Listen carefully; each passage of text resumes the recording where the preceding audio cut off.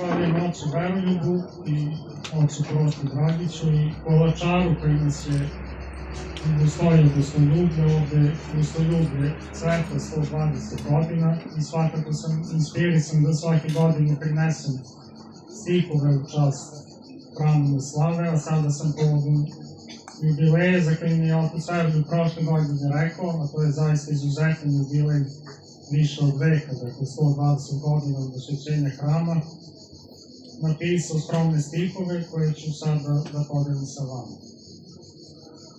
Pre 120 leta beše osvećenje prelepe Majdanske crkve Svete Petke, koja se moli za naše zdravlje i spasenje i da živimo po uzoru na svete pretke. Prepodobna Paraskeva je pravoslavna ispovednica i mučenica Hrista radi. U podigu beše hrabra i posta slavna, jer je Gospod večnom slavom nagradi. Uvek je predivan sabor na njen praznik, kada joj se sa ljubavlju mole vernici i mnogi dolaze iz krajeva raznih da zablagodare Hristovi ugodnici.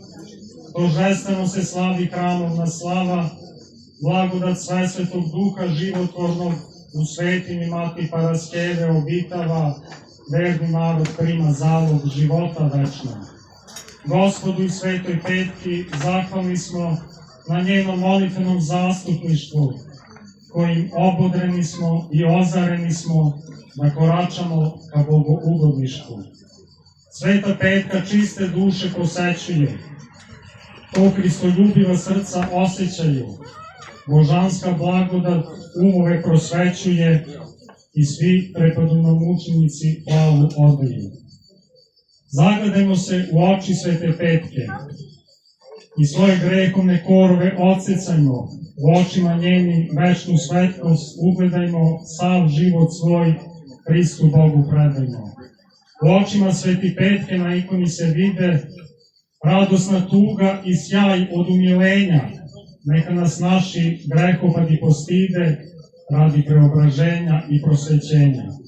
Pomolimo se Svetoj Mati Paraskevi da nas osnaži u životnim borbama i da nas umiri u svakodnevnoj brevi.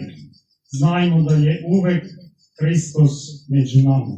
Jeste i biće. Hvala. Amen.